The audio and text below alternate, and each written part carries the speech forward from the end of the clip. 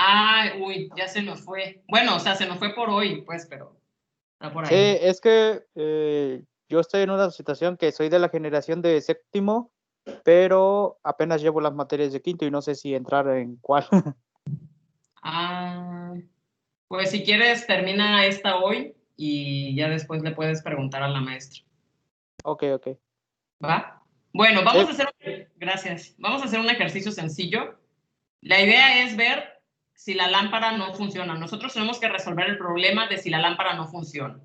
Entonces, ¿qué es lo primero que ustedes hacen? Imagínense que tienen una lámpara ahí o un foco, lo que sea, y no prende. ¿Qué es lo primero que cuál es la pregunta que ustedes se tienen que hacer para revisar por qué la lámpara no funciona?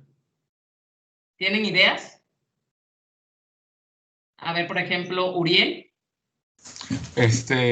Checar si está conectada a la corriente. Exacto. Lo primero es checar si está conectada a la corriente. Eso es lo primero que tenemos que hacer.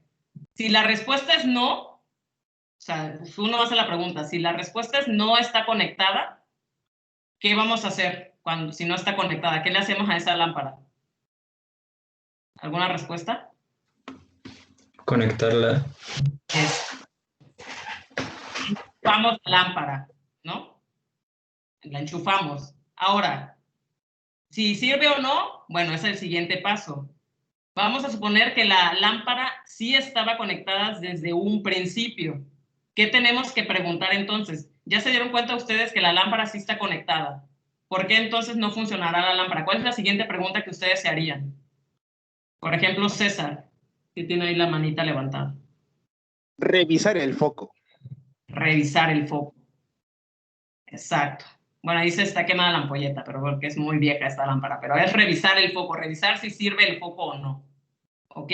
Si la respuesta es sí, si está quemado el foco o si no funciona el foco, entonces, pues hacen ustedes un cambio de foco, ¿no? Y con eso ya debería encender la lámpara. Si la respuesta es no,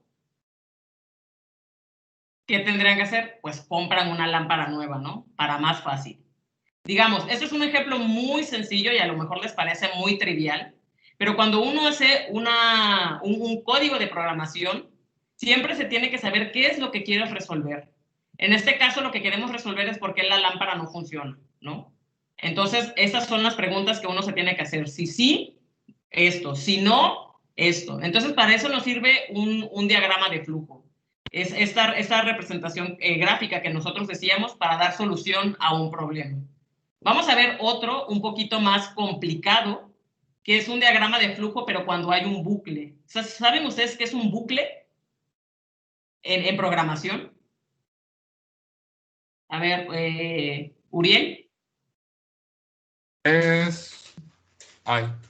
Un bucle es un loop. Bueno, es como algo que se va repitiendo, ¿no? Hasta que se cumpla cierta condición. Exacto, esa es la palabra clave. Es repetir, repetir, repetir, repetir hasta que se cumpla cierta condición y ya te sales como del programa y ejecuta otras instrucciones. Entonces, vamos a hacer ahora este diagrama de flujo que nos va a servir. Nosotros lo que queremos resolver es, vamos a tomar un café y una vez que tomemos el café, queremos que ese café se sirva en una taza y que además de que se sirva en una taza, ese café esté dulce, o sea, esté dulce para nosotros, ¿vale? Entonces, si ustedes quieren café, ¿qué es lo primero que tienen que preguntar? ¿Cuál sería la pregunta? Si ustedes quieren café. ¿Tengo dinero para comprarlo? Por ejemplo, si no quieres hacerlo tú en tu casa, preguntar si tienes dinero para comprarlo. Esa sería una pregunta. Si no, la pregunta es, ¿hay café hecho? Los que no quieran hacerlo en su casa, pues ciertamente tienen que ir a preguntar si tienen dinero o no. Pero primero es, ¿hay café hecho? Si la respuesta es sí, ¿qué van a hacer con ese café? Si la respuesta es sí hay café hecho. Pues me lo sirvo, ¿no? Digamos, calentarlo, ¿no? Porque no sabes si está frío, que lo calientas. Bueno, te puede gustar el café frío también, ¿no? O sea, pero digamos en esta secuencia calentamos el café. Si la respuesta es no, ¿qué tendríamos que hacer si no hay café hecho?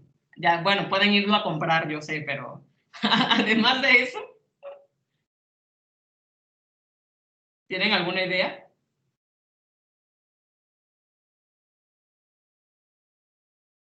Barradas, viveros, ¿sí? Hacer el café. Hacer el café, exacto. Vamos a hacer el café.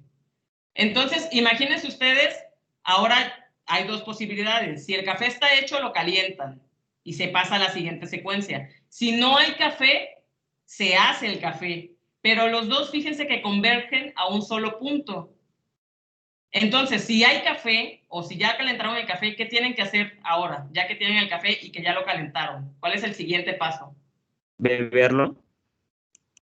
Servirlo en una taza, por ejemplo, ¿no? Porque todavía no te lo puedes beber porque te lo vas a beber hasta que esté dulce. Entonces, hasta ahí todavía hicieron el café, pero todavía no sabes si añadieron azúcar o no le añadieron azúcar. ¿Ok? Entonces, antes de beberlo lo servimos en una taza y añadimos azúcar. Fíjense que ya tenemos la primera respuesta. Ya servimos el café en una taza. Lo siguiente que tenemos que resolver es si ese café está dulce. Entonces, ¿cuál es la pregunta que tendría que venir aquí, en este rombito?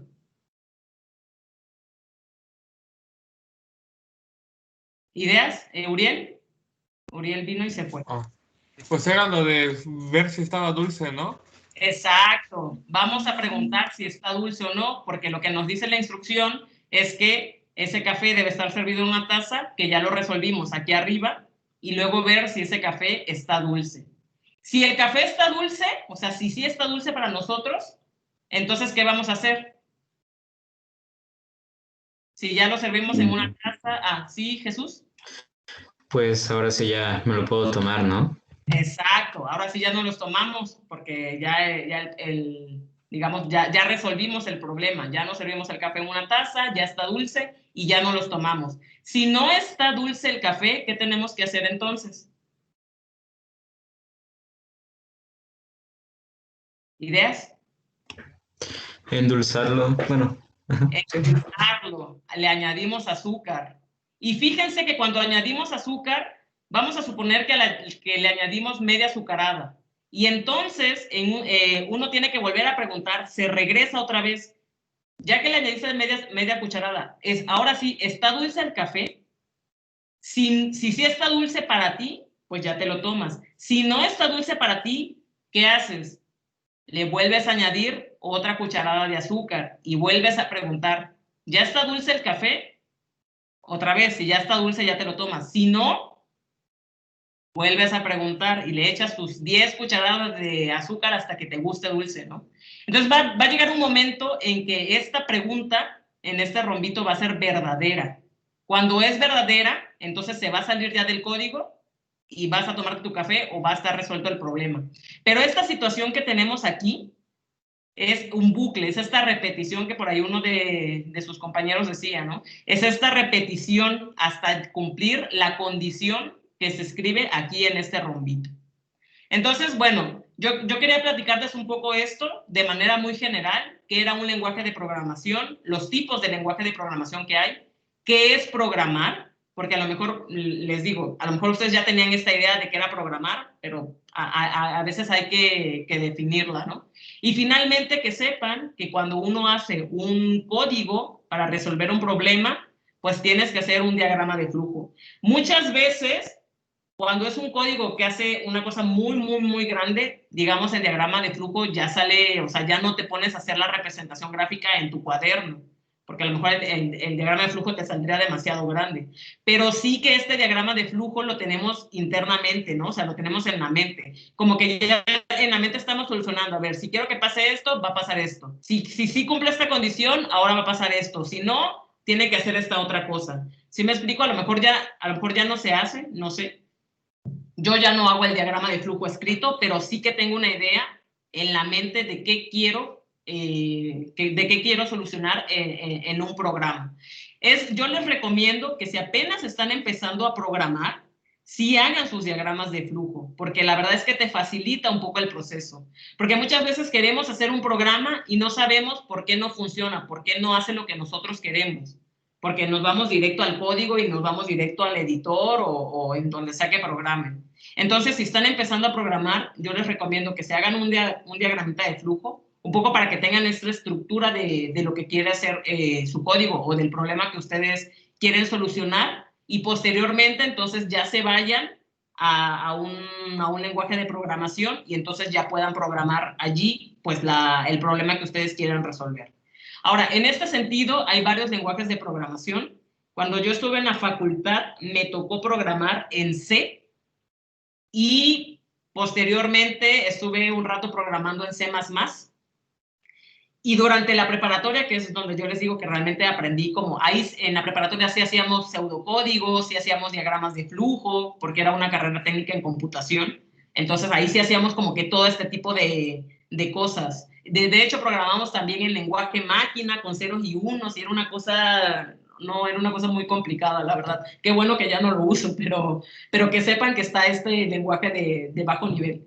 Ahora, posteriormente, una vez que ustedes ya tengan su diagramita de flujo, tienen que elegir, digamos, un lenguaje de programación en donde programar. Y hay un montón. En C, en C++, unos más viejitos como Fortran, otros más dedicados a la parte estadística como R, o hay otros que son orientados a objetos. No sé si el Visual Basic todavía funcione o no, pero en su momento, bueno, te servía para hacer unas cosas un poquito más gráficas. En fin, una de las recomendaciones que nosotros les hacemos es el uso de Python, porque Python, además de ser el lenguaje moderno, es el lenguaje que está de moda y casi todo se hace programando en Python. Entonces, de eso les va a platicar Elea, y entonces yo dejo de compartir pantalla, y si quieres, Elea, platicarles sobre este lenguaje o este intérprete finalmente. Vale. Pues, a ver, también voy a compartir la pantalla. Por cierto, las cosas que aparecen en el chat, yo sí las veo, ¿eh? Y aquí no, pero yo sí las veo. Entonces, un segundo.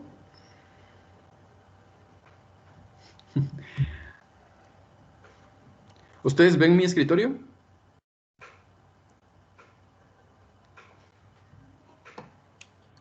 Todavía no. ¿Ahora? Ya. ¿Sí? Sí. Ok, va, de acuerdo. Entonces, voy a ponerlo esto en modo de presentación. Fíjense, esto lo puse así por rápido, ¿no? Yo creo que si a mí me hubieran enseñado un poco de esto en la carrera, justo en el semestre en el que ustedes están, hubiera facilitado mucho la vida, porque no sé ustedes, por ejemplo, cómo hacen los reportes de laboratorio. Creo que en mi época usábamos Excel porque era lo que más sabíamos utilizar, ¿no? De la prepa y así. La verdad es que les voy a contar una anécdota. Bueno, un estudio más bien que vi, que por ejemplo la gente que usa Excel para hacer el tratamiento de sus datos y todo esto de las gráficas, lo que no sabían es que Excel, por ser justo digamos, un paquete que viene en conjunto con otros muchos paquetes, pues no es un software tan dedicado, ¿no? Entonces, habían problemas de redondeo de números, y entonces lo que sucedía es que los resultados, o sea, si tú tienes un número que tiene ciertos decimales y haces una operación sobre esos decimales, pues tu resultado es influenciado por cuántos decimales tienes, ¿no? Pero Excel lo que pasaba es que redondeaba a un número más corto, y entonces los resultados que tenían eran un resultado erróneo. Entonces, habían casos de científicos que reportaban que encontraban datos muy interesantes, ¿no?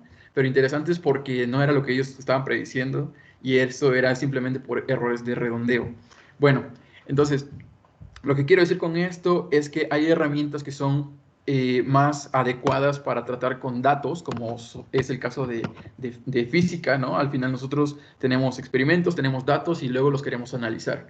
Entonces, lo que quiero presentarles hoy es una herramienta que es Python. Python realmente, como lo decía Jackie, es una herramienta que es muy popular actualmente. Cuando yo estaba en la carrera apenas empezaba yo a escuchar de esta herramienta, pero sí que la ciencia actual, por lo menos en el área de astronomía, si alguien escribe un código o reporta unos resultados, dice que utilizó Python. ¿Okay? Entonces, para que tengan en mente que Python es un lenguaje muy importante. Ok, entonces un poquito de esta historia. Este personaje que está aquí se llama Guido van Rossum. Él es, digamos, el que empezó a desarrollarlo. Python está basado en otro lenguaje de programación. Actualmente la versión más reciente es la 3.8.5. Les estoy dejando aquí esta presentación, supongo ya aquí, ¿no? Que se las vamos a pasar, no estoy seguro. Yo se las mando de todas maneras por medio de la maestra Sol. Esta es la página donde ustedes pueden descargar las versiones de Python. ¿Qué hace diferente una versión de otra? Bueno, que usualmente cuando aumentas la versión, pues metes más paquetes, digamos que hay más herramientas disponibles para los usuarios, ¿no? Entonces ahí puedes descargarlo y está para Windows, para Mac, para Linux, para el sistema operativo que ustedes utilicen. ¿Okay? Les muestro aquí la página principal de Python. Esta página en realidad tiene un montón de accesos, tanto para descargar el software como para aprender un poquito. O sea, ahí está la documentación, hay también comunidad, que es prácticamente las personas que pueden ayudarte a resolver dudas, o si alguien tiene una duda, sube la pregunta y allí todo el mundo contesta, ¿no? Y créanme que son como foros, pero no estos foros que luego encontramos medio extraños o de dudosa procedencia, ¿no? Son foros controlados, digamos, ¿ok? Entonces, esta es la página por si luego quieren echarle un vistazo. Y ahora sí, ¿qué es lo que hace tan importante a Python? Bueno, fíjense ustedes, anteriormente, como decía yo aquí también, en la época, no sé, como de hace más de 20, 30 años, los lenguajes de programación usualmente tenían un solo paradigma. ¿Un paradigma qué quiere decir? Bueno, es una forma o una metodología en la que tú te comunicas con la computadora, como decían los compañeros hace rato, ¿no? Tú te comunicas con la computadora, pero no solamente utilizas una sintaxis, o sea, no usas solamente ciertas palabras para comunicarte con la computadora, sino también estructuras, ¿ok? Entonces, lo que hace muy versátil a Python es que Python puede tratar con diferentes tipos de paradigmas, o sea, que agarra lo bueno de cada uno de los lenguajes de programación y los puedes meter en un mismo programa, ¿no? De Python. Y aquí estoy poniendo solamente 3 ejemplos, pero hay muchos más de tipos de programación. Creo que la más actual y una de las más conocidas es programación orientada a objetos. Los objetos ustedes pueden imaginarlo como que ustedes tienen una caja. Dentro de la caja hay otras cajitas y dentro de cada una de esas cajitas hay cajitas cada vez más chicas. ¿Okay? Entonces, un objeto puede ser la caja grande, pero otro objeto también puede ser la caja que está dentro de la caja. Otro objeto puede ser la tercera caja que está dentro. Entonces, tú puedes acceder por medio de la programación orientada a objetos a las cualidades de las cosas que hay en cada caja. Entonces, Python puede trabajar muy bien con este paradigma, ¿no? Entonces, una de las ventajas de utilizar este tipo de programación es que tú, como usuario, también puedes ser desarrollador. Es decir, tú puedes crear tus propias librerías, como se conoce. ¿Okay? La programación imperativa creo que es la más popular en realidad, ¿no? Digamos que la vieja escuela de los programadores utilizaban más bien este tipo de programación y eso es muy sencillo. Lo que pasa es que escribes una línea de código y hazte cuenta, en una línea calculas una suma, ¿ok? En la siguiente línea, pues utilizas el valor de la suma anterior para calcular otra cosa. Entonces, línea por línea se va ejecutando y estas instrucciones son muy específicas. Otro modo es la programación funcional. Esta programación es en realidad, consiste en crear subfunciones o rutinas que más bien son matemáticas, o sea, para calcular matemáticas fuertes, y está basado en recursiones, que son los bucles que hablaba ya aquí hace un momento. ¿Okay? Entonces, Python puede tratar con estos, pero también con muchos más. Vamos directo a las ventajas de utilizar Python sobre otros tipos de lenguaje. Creo que lo más resaltable de Python es que es simplificado, es muy rápido también. si tú quieres hacer cálculos relativamente simples, ¿no? Ok, aquí ahorita voy a tratar un poquito de las desventajas de Python, pero por lo pronto vamos a resaltar cuáles son las ventajas. Simplificado porque existen lenguajes de programación para los cuales, imagínate tú que quieres hacer una suma, una simple suma.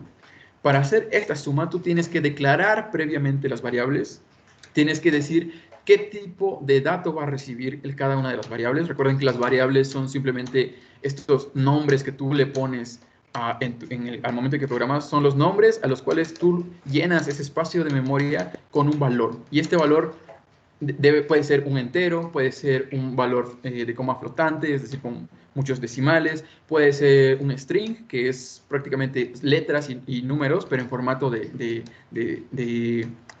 cadenas de texto. Con Python no tienes que hacer eso. O sea, me refiero a que utilizando otro tipo de lenguajes, tú necesitas hacer muchas líneas de código para una operación muy sencilla, con Python tan simple como hacerlo en una línea. Entonces, por eso es que es simplificado. Elegante y flexible, en parte porque, por el motivo que les decía anteriormente, puedes tratar con diferentes enfoques de programación. ¿Okay? La programación es sana y productiva en el sentido de que si tú entras a revisar un código, alguien incluso que no lo haya escrito y que no lo haya visto antes puede entenderlo, porque puedes entender paso por paso. De hecho, está ligado a lo que sigue, ¿no? Es ordenado y limpio. Realmente, muchos de los códigos que están actualmente disponibles en el mundo de la programación, que están escritos en Python, son de acceso libre. Esto quiere decir que alguien escribe el código o gran parte de él y luego lo pone disponible para el que quiera utilizarlo, pero también para quien quiera añadirle más cosas a esa herramienta. Entonces, el hecho de que Python sea un lenguaje ordenado y además limpio quiere decir que cualquier otra persona que nunca haya visto tu programa puede meterle mano porque está tan ordenado o tiene una sintaxis tan clara que cualquier línea que tú veas vas a saber exactamente qué hace. ¿Okay? Además, es portable. ¿Qué quiere decir que sea portable? Bueno, que si tú, por ejemplo, haces un programa, un código, imagínense que, no sé, hace un pequeño programita para calcular algunos datos de laboratorio de mecánica.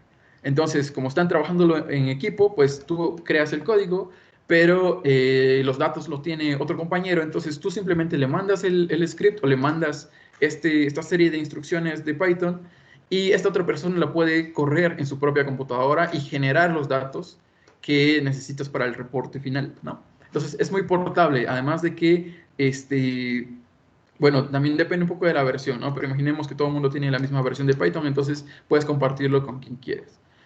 Y una superventaja de Python también es que hay una comunidad muy amplia de desarrolladores que constantemente están dando mantenimiento a los paquetes que ya existen, pero también creando nuevos.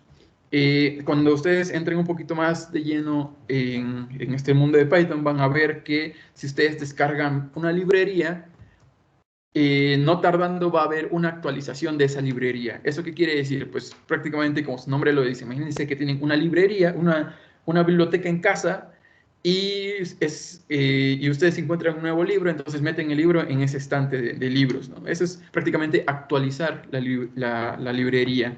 Y esta comunidad es muy eficiente en hacerlo, frecuentemente están sacando nuevos paquetes realmente adaptados para lo que ustedes quieran. O sea, algo que también quisiera comentarles ahorita un poco a manera de historia o de relato es que Python no solamente sirve para programar en cuanto al ámbito científico, o sea, no solamente sirve para hacer operaciones, también sirve para hacer otro tipo de investigación, como por ejemplo se puede hacer scrapeo de páginas web. Esto lo que quiere decir es que tú haces un programa de unas cuantas líneas con unos paquetes que son específicos para este problema y entonces tú puedes hacer, por ejemplo, una búsqueda en Google de casas en venta. Entonces haces un script pequeñito y lo pones a correr y entonces el programa se conecta a internet y empieza a buscar en internet todas las casas que estén en renta en Ciudad de México, por ejemplo. También hay otras cosas más interesantes, por ejemplo, bueno, ahora que está un poco más en auge esto de la inteligencia artificial, las redes neuronales, hay paquetes que son exclusivos para esto, hay paquetes para visualización, o sea, hay paquetes que te permiten hacer realmente de lo que sean. De hecho, hace un par de meses también estaba probando un programa, un paquete que era para crear bots, tanto en Facebook como en Instagram, por ejemplo, ¿no? Tú programas allí qué tipo de páginas quieres visitar y si dejarles un like o dejarles un comentario. Ya sé que suena mucho a propaganda falsa, ¿no? No quiero darles ideas para eso, pero lo que quiero que vean es que Python es muy versátil. O sea, cualquier cosa que ustedes quieran hacer, pónganlo en Google con la palabra inicial Python y seguramente aparece. Entonces, dicho esto, ahora lo que quiero mostrarles es un poquito ya más técnico. Y eso sobre los tipos de datos, ¿no? que aparecen en Python.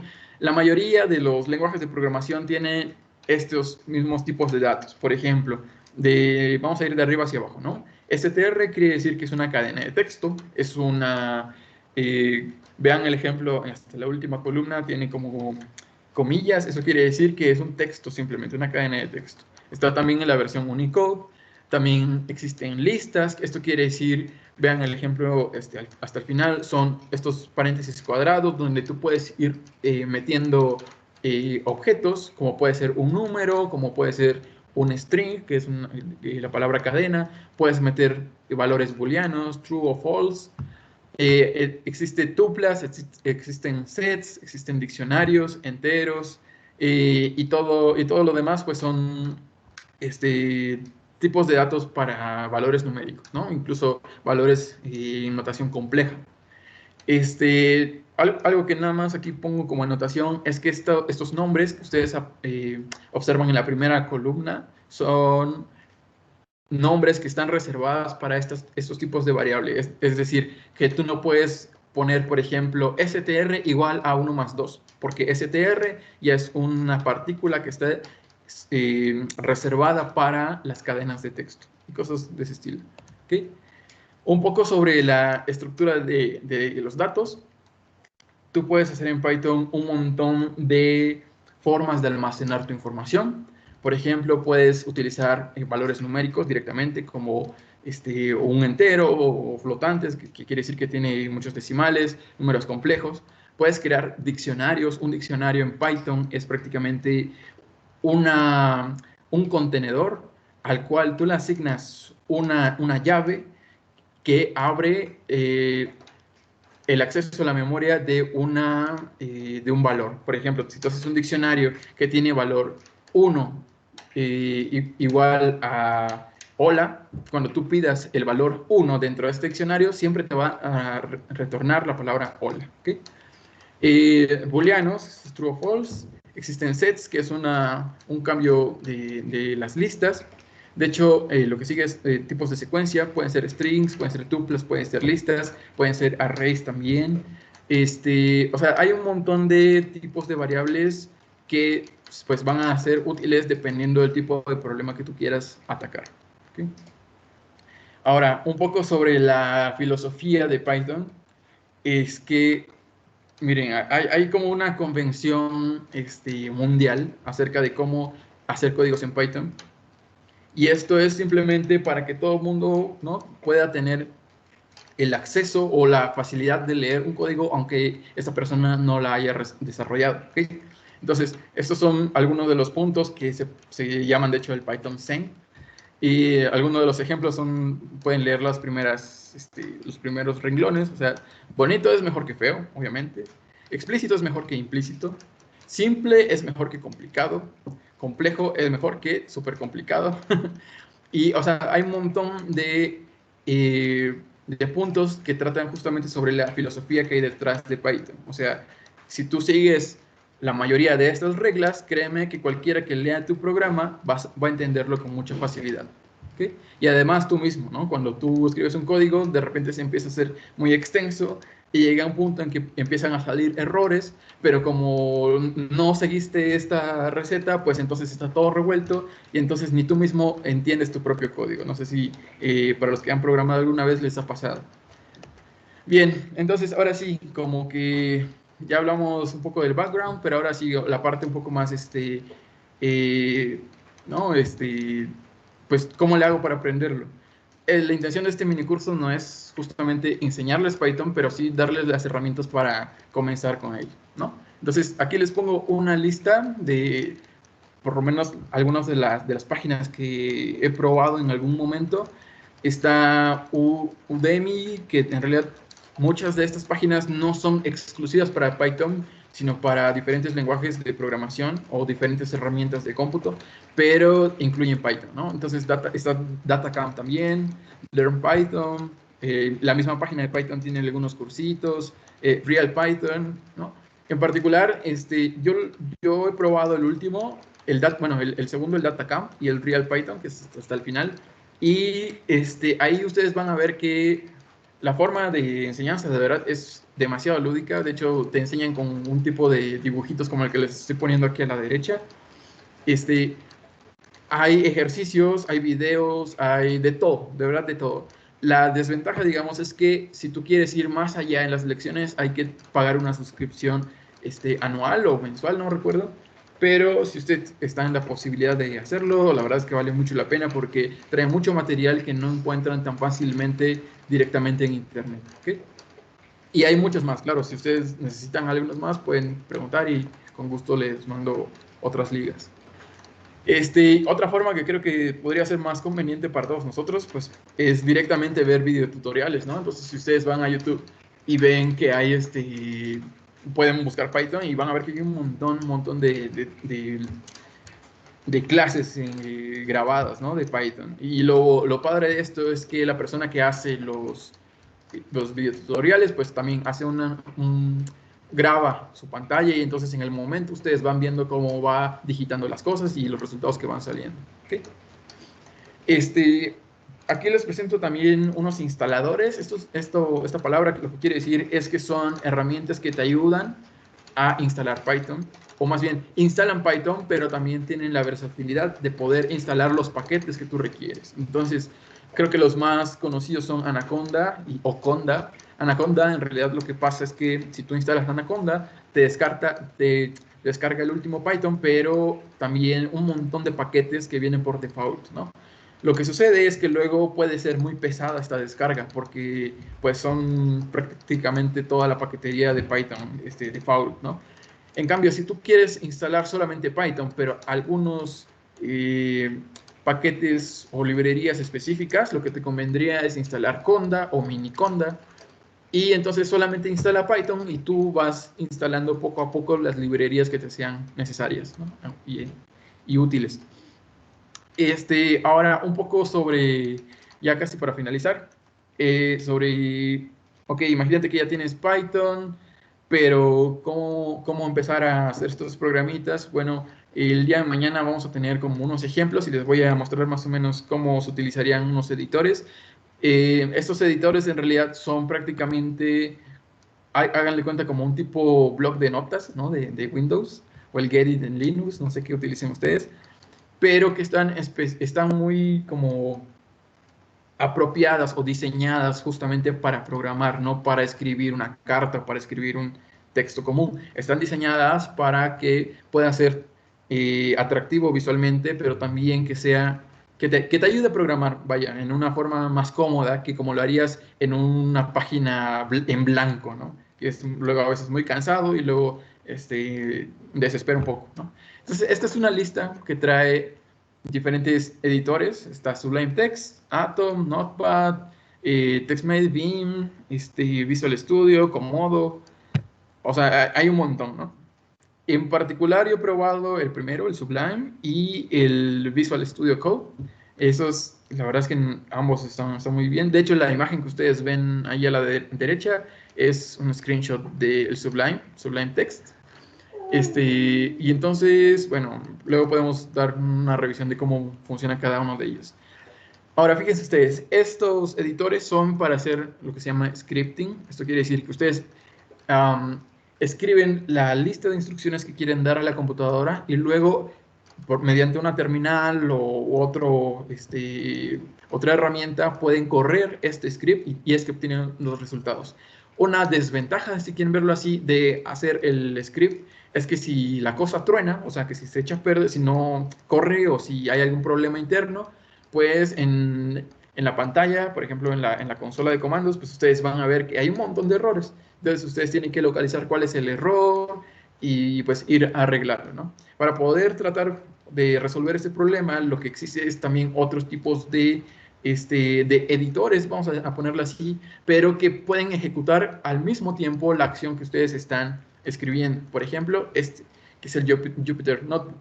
Una notebook es prácticamente es una herramienta que se aloja usualmente en Chrome, por ejemplo, o en Firefox, depende del navegador que ustedes utilizan. Entonces, si ustedes abren esta herramienta, se va a abrir como una pestaña en el navegador. De hecho, este es un screenshot de una pestaña de un navegador, creo que es Chrome. Y entonces ustedes aquí ya tienen un set de herramientas que ustedes pueden utilizar para correr sus programas en Python línea por línea. Entonces, por ejemplo, en esta línea, en la 79, dice print Saima Academy, ¿no? Ahí, por ejemplo, está mostrando que hubo un error de sintaxis y esto es porque la primera comilla es una comilla simple y la última es una comilla doble, entonces esto no está bien escrito, entonces va a mandar un error. Pero si esto ustedes lo hubieran escrito en un script o en un texto más extenso, pues sería un poquito más difícil encontrarlo, ¿no? Claro, este es un ejemplo muy sencillo, pero los errores pueden ser de todos tipos, ¿no? O sea, pueden tardar varios minutos tratando de localizar cuál es el error, ¿no? Entonces, este tipo de herramientas, como es un Jupyter Notebook, pues ayudaría a correr en el momento las instrucciones que ustedes vayan dando. E incluso, si ustedes tienen un programa o que hacer cálculos de manera muy repetitiva, pues pueden hacer el programita aquí mismo en el Jupyter y ustedes simplemente le dan Shift Enter y entonces va ejecutando, ¿no? En el momento. Y es muy portable también. Entonces, pues es eso, creo que nada más. Sí, nada más. No sé, ¿alguien tiene alguna pregunta? ¿Tienen algún comentario acerca de esto? Los estoy leyendo también en el chat.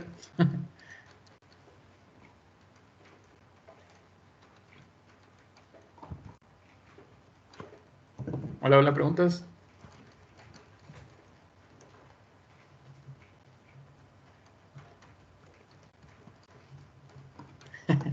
Todo súper claro. Creo que todo es muy claro. Oye, no, yo quería mencionar justamente mañana que vamos a ver diferentes tipos de programas hechos en Python. También depende mucho de la persona donde quiera programar. O sea, hay gente que a lo mejor, digamos, dos personas usan Python, pero a lo mejor a uno le gusta más programar en un editor de texto y a otro le gusta programar, por ejemplo, en una notebook. Eso depende mucho de cada quien, ¿no? Del gusto de cada quien. Por ejemplo, en el caso de Liab, creo que él programa en este Jupyter Notebook, que básicamente yo veo una de las ventajas de Jupyter Notebook es esto que Liab decía, ¿no? Tú metes una instrucción